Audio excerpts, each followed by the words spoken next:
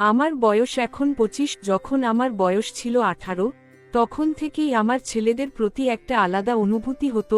কোনো ছেলে দেখলেই আমার বুকের ভিতরটা কেমন একটা উথাল পাথাল করত।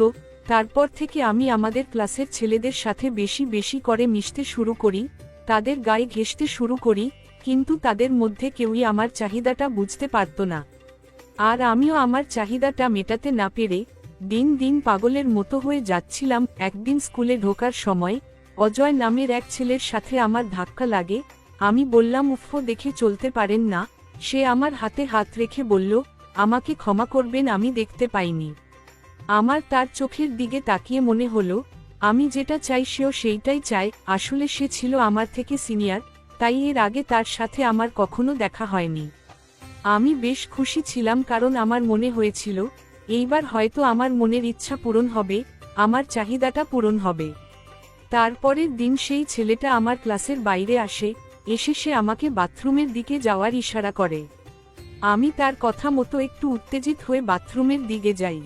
সেখানে গিয়ে আমি তাকে বলি, কি হলো, তুমি হঠাৎ এখানে আমাকে ডাকলে?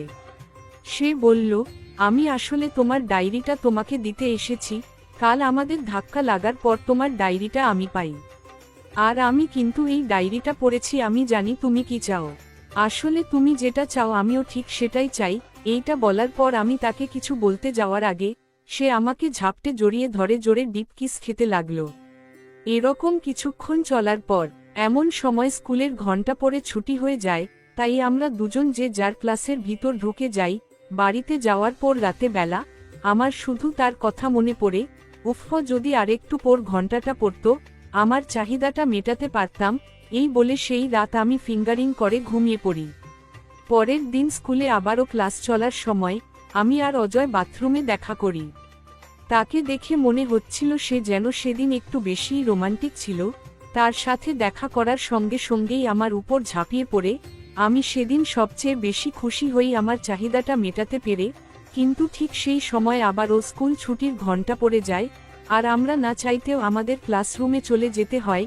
এইভাবেই প্রতিদিন আমাদের কিছু না কিছু ভাবে শারীরিক মিলন করা হয় না। তারপর আমরা আমাদের চাহিদা মেটাতে না পারায় একটা সিদ্ধান্ত নিই, যেদিন আমার বাড়ির কেউ থাকবে না সেদিন আমরা আমাদের বাড়িতে দেখা করব। আমাদের কথা অনুযায়ী যেদিন আমার বাড়িতে কেউই ছিল না, সেদিন আমি অজয়কে অনেকবার ফোন করার চেষ্টা করি, কিন্তু সে আমার ফোন তোলে না। কিছুক্ষণ পর আমাদের দরজার বাইরে কেউ এসে নক করছিল। আমি সেই শব্দটা শুনে দরজাটা খুলে দেখি অজয় দাঁড়িয়ে আছে। ও কিছু না বলেই আমার মুখ চিপে ধরে ঘরের ভিতর নিয়ে যায়। ঘরের ভিতর ঢুকে কিছু না বলেই ও আমার সাথে শারীরিক মিলন করে। আমিও এইসব জিনিস বেশ উপভোগ করি। এইভাবেই যখন আমার বাড়ি কেউ থাকতো না তখনই ও চলে আসতো। তারপর অজয় স্কুলের পড়াশোনা শেষ করে কলেজে উঠে যায়। তারপর থেকেই আমাদের মধ্যে দেখা আর কথা হওয়া বন্ধ হয়ে যায়। অজয়ের সাথে কথা বলা বন্ধ হওয়ার পর থেকেই আমার শরীরের খিদে আরও বেড়ে যায়। তাই আমার মা বাবাকে বলে আমি স্কুল শেষ হওয়ার পরেই পড়াশোনা ছেড়ে দিয়ে বিয়ের কথা বলি। বাবা মা প্রথমে রাজি না হলেও পরে ঠিকই রাজি হয়ে যায়, আর আমাকে এক অন্য জায়গায় বিয়ে দিয়ে দেয়। কিন্তু এমন একজনের সাথে বিয়ে দেয়, সে মাসের অর্ধেক দিনই বাইরে কাজের জন্য থাকতো, তাই আমার চাহিদাটা মিটত না। একদিন যখন আমার বড় বাড়ি ছিল না, সেদিন পাশের বাড়ির এক ছেলে আমাদের বাড়ি আসে কিছু খাবার দিতে।